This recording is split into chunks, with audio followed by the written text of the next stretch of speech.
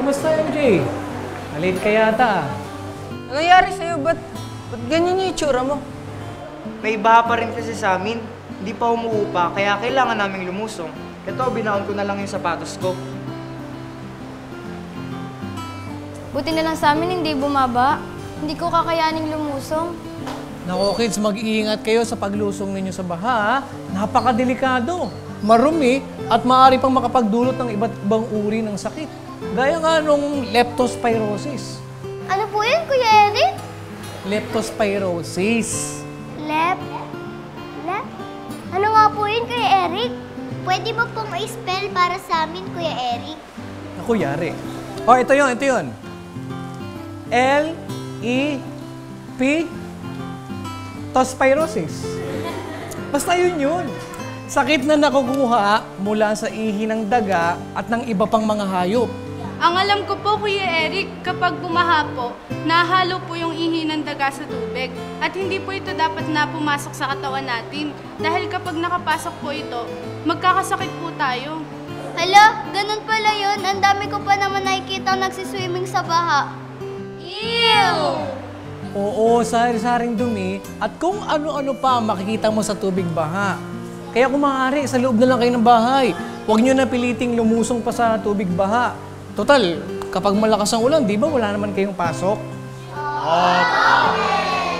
Oh.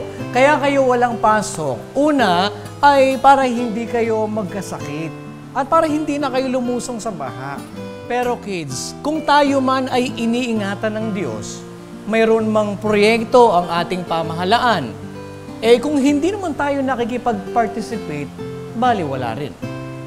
Dahil ang sabi sa aklat ng unang Juan 5:18, ito, basahin natin. Nalalaman natin na ang sinumang ipinanganak ng Diyos ay hindi nagkakasala. Datapwat ang ipinanganak ng Diyos ay nag-iingat sa kanyang sarili at hindi siya ginagalaw ng masama. At yan ang ating verse of the day.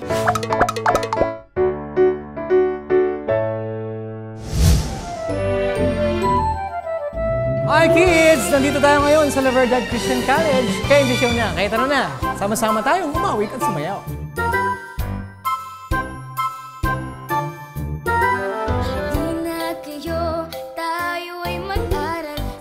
Sabay natin alamin ang totoo, ang kawan ng kordero sa inyo'y nag-aanyaya. Mapalad ka naman ang bumabasa, katwiran ng Ama ay mauunawa, kaya't buksan ang Biblia, tayo na magsalo-salo.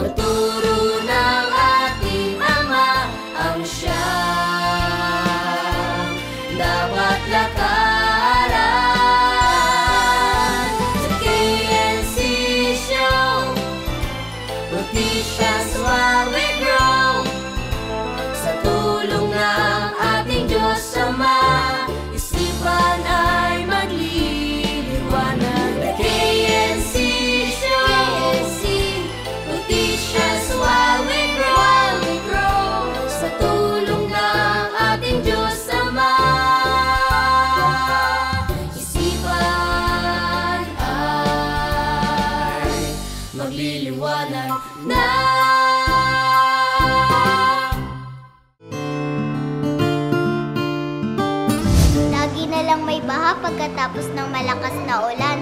Bakit po kaya meron ito? Buti pa kids, tungkol sa baha ang pag-aralan natin ngayon. Abangan nyo yan mga bata ha? Pati po ang mga balita sa News Around the World ay aabangan din po namin. At marami pa tayong dapat naabangan.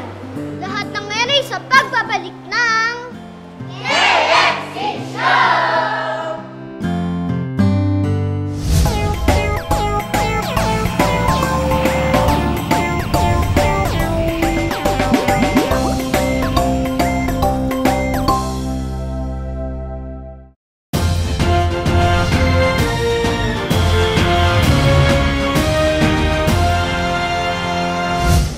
Good day, I am Sid Capulong together with MJ Paler, delivering news from around the world.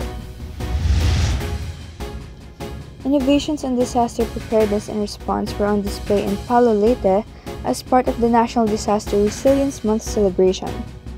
5 of the 10 innovations of the Visayas group of islands were from Eastern Visayas and were featured in the week-long Tuklas or Discovered Innovation Labs held at the Oriental Hotel de Leyte. These innovations are designed to enhance family disaster preparedness and response.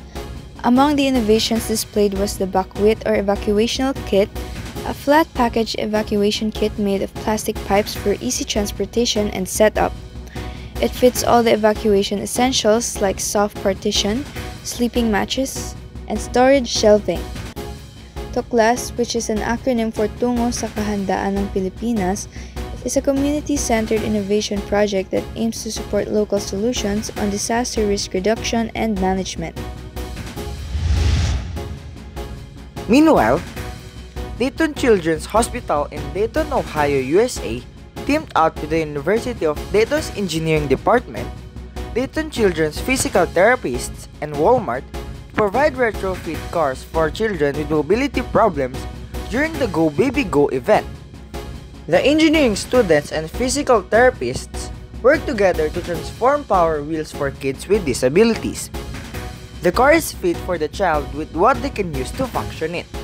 If a child cannot press a standard pedal, a button they can push with their hands is developed. And for some children without good head and neck control, there are lateral support. The cars are provided to the kids to help them gain freedom and independence. That's our news for today. I am Sid Capulong. And I'm MJ Paler, delivering news from around the world.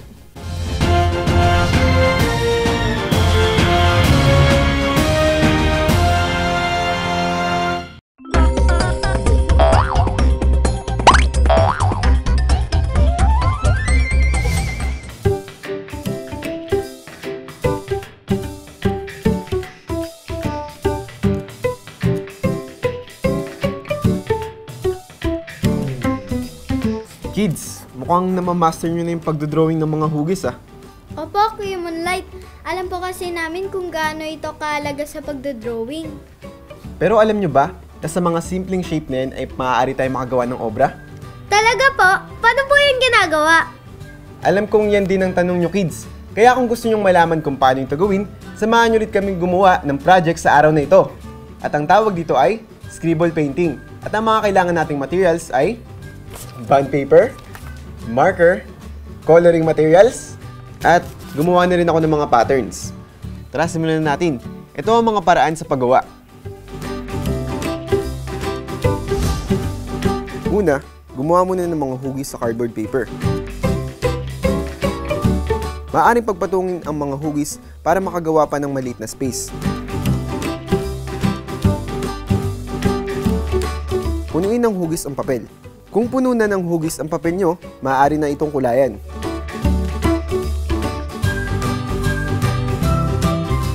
Pumili ng iba't ibang kulay para sa mga space na nagawa sa pamamagitan ng paggawa ng mga hugis. Hanggat maaari ay hindi magkakatabi ang kulay na gagamitin natin sa mga space na kukulayan natin.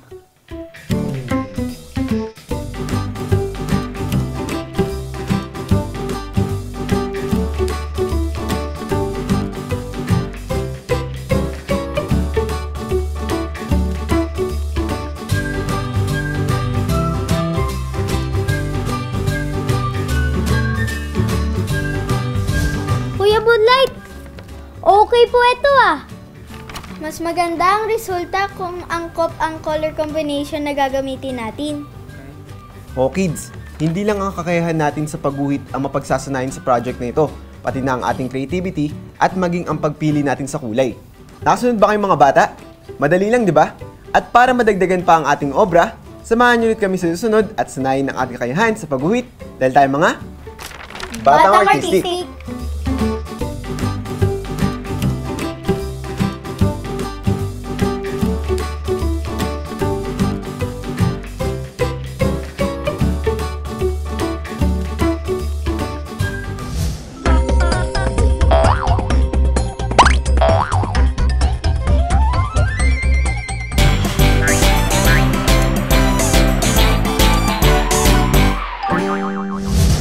Alam mo, Bensi, kailangan sa ganitong panahon ay may kaalaman ang ating mga kabataan sa paghahanda.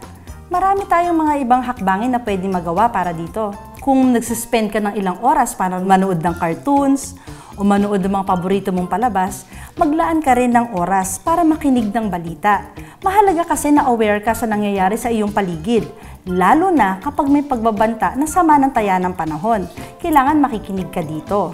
At bukod doon, kailangan din sa iyong mga kaibigan, sa inyong pakikipag-usap bilang mga barkada mo o bilang mga kasamahan mo, mga kamag-aral mo, maganda may usapan din kayo na mayroon kayong paghahanda sa inyong mga paaralan, na mayroong paghahanda sa inyong mga tahanan. Mahalaga kasi na kahit na kayo ay bata, napag-uusapan niyo to. Ano po ba ang kahalagahan na maging aware ang mga tao, lalo na po kaming mga bata, sa mga kalamidad na darating? Napakahalaga talaga na meron tayong kaalaman tungkol sa paghahanda. Alam mo, Bensi, may mga kabataan kasi na kunyari malakas ang ulan at bumaha sa kanilang lugar. Nako, ginagawang swimming pool ang bahang lugar.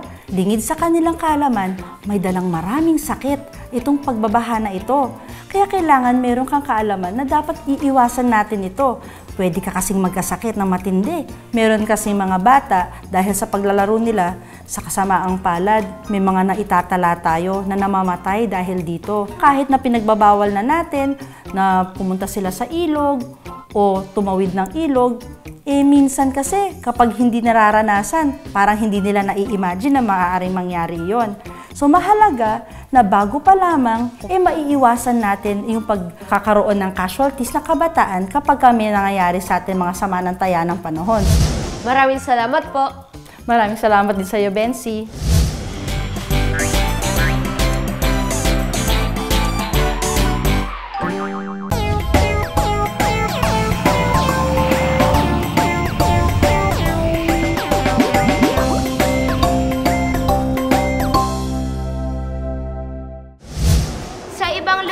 Bumabaha dahil sa pagtaas ng tubig sa ilog at dam. Yung iba naman po dahil po sa mga baradong kanal, dahil po sa basura. Ang dahil ng pagbaha sa amin, mga basura. At pwede naman po itong maiwasan. Okay, kaya ang disiplina ay sa atin na dapat mismo magmula. Yung mga basura ninyo, huwag niyong itatapon yan kung saan-saan. Sa halip, ilagay natin ito sa tamang tapunan. Okay. Sana nga i-practice niyo yan, kids, ha? Ngayon naman, puntahan na natin ang pagpapatuloy ng ating Bible story. Nung nakaraan, nakita natin na ipinagkaloob ng kalihim ng hari at ang dakilang saserdote ang salapi sa mga tagapangasiwa ng bahay ng Panginoon. Ibinigay po ng kalihim ng hari at ng dakilang saserdote ang maraming salapi sa mga tagapangasiwa po ng bahay ng Panginoon. At iyon po ang pinambayad sa mga manggagawa na gumawa sa bahay ng Panginoon. At namatay po si Haring Hoas dahil sinaktan po siya ng kanyang mga lingkod at si Amasias na anak po niya na humalili po sa kanya sa pagiging hari. At ito naman ang kasunod na ating subaybayan sa ating kwento. Basahin na natin ang nakasulat sa Aklat ng Ikalawang Hari, 13:1 hanggang 13. Nang ika-23 taon ni Hoas na anak ni Ocozias na hari sa Huda, nagpasimulang maghari si Joacas na anak ni Jehu sa Israel sa Samaria. At nagharing 17 taon.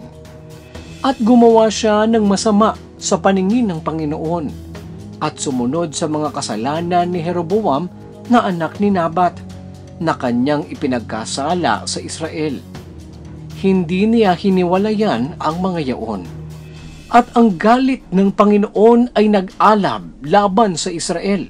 At palagi niyang ibinigay sila sa kamay ni Hazael na hari sa Syria.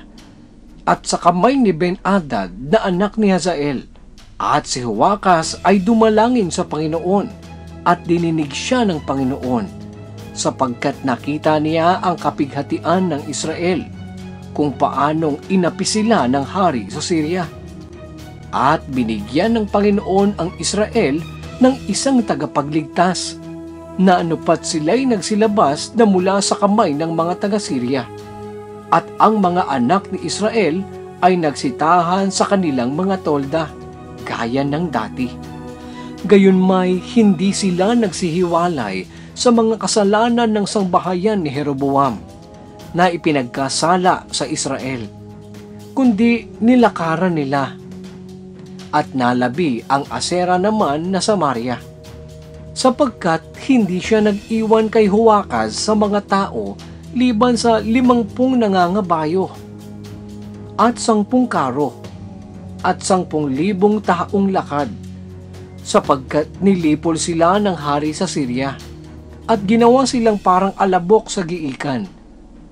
Ang iba nga sa mga gawa ni Joacaz at ang lahat niyang ginawa at ang kanyang kapangyarihan, di ba nangasusulat sa aklat ng mga alaala sa mga hari sa Israel? At si Joacaz ay natulog na kasama ng kanyang mga magulang at inilibing nila siya sa Samaria. At si Joas na kanyang anak ay naghari na kahalili niya. Nang 37 taon ni Joas na hari sa Huda, ay nagpasimula si Joas na anak ni Joacaz na maghari sa Israel sa Samaria at nagharing 16 na taon. At siya'y gumawa ng masama sa paningin ng Panginoon. Siya'y hindi humiwalay sa lahat na kasalanan ni Jeroboam na anak ni Nabat na kanyang ipinagkasala sa Israel, kundi kanyang nilakaran. Ang iba nga sa mga gawa ni Joas at ang lahat niyang ginawa at ang kanyang kapangyarihan na kanyang ipinakipaglaban kay Amasias na hari sa Huda, hindi ba nangasusulat sa aklat ng mga alaala sa mga hari sa Israel? At si Joas ay natulog na kasama ng kanyang mga magulang, at si Jeroboam ay naupo sa kanyang luklukan, at si Joas ay nalibing sa Samaria na kasama ng mga hari sa Israel.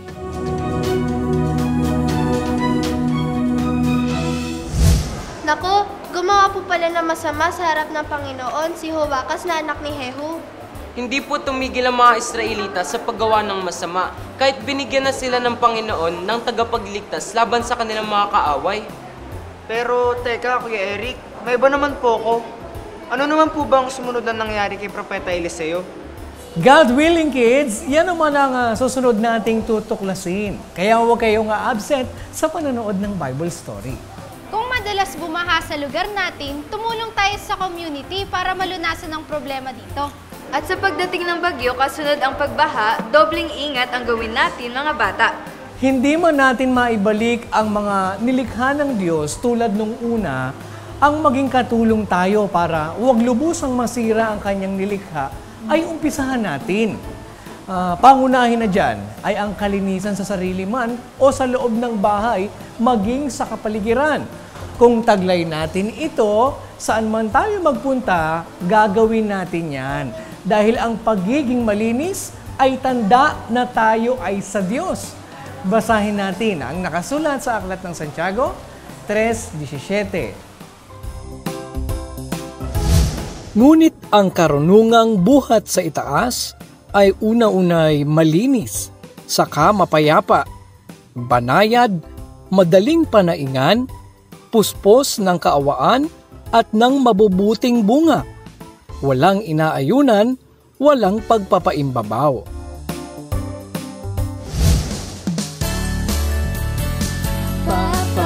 Okay, tara na, tumayo na kayo, sali kayo sa amin.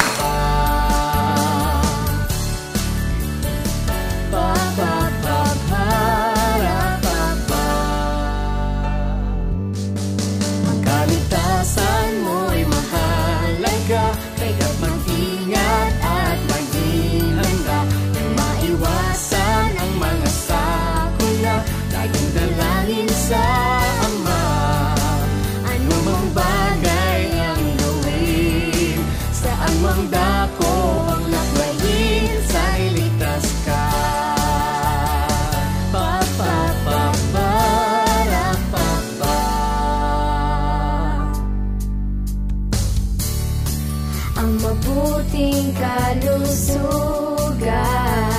panatilihan, maiiwasan ang karamdaman, palusugin ang katawan, sa pagkilos sa tahanan,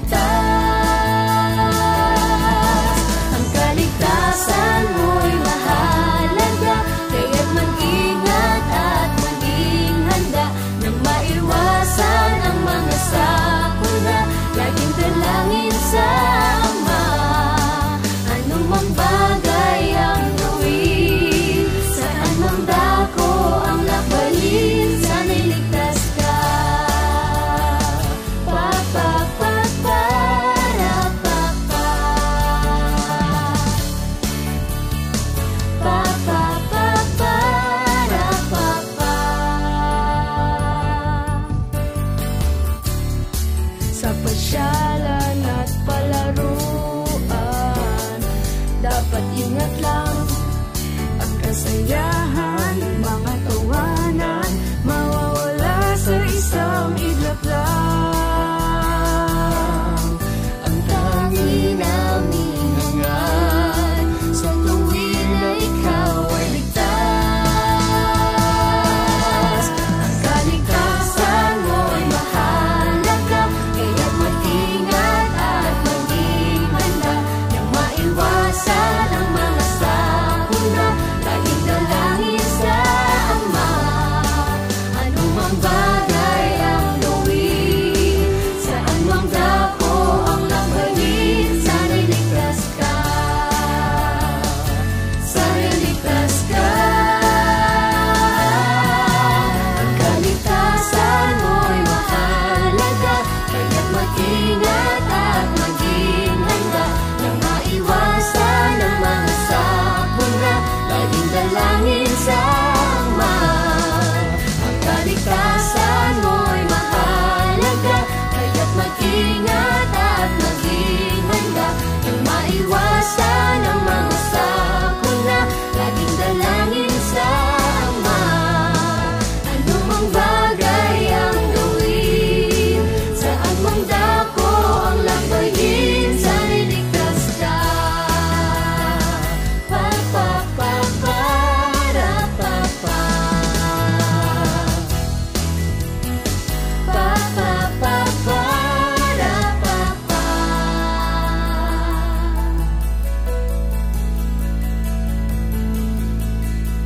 Hanggang dito mga bata, sa susunod kung loloobin ng Panginoon ay muli tayong magkita-kita. Dito lang sa nag-iisang Bible School on Air, ang KNC Show! KNC Show! Noticias while we grow. Sa tulong ng ating Diyos Ama, isipan ay magliliwanag. KNC Show! Noticias while we grow. Sa tulong ng ating Diyos Ama, isipan ay magliliwanag na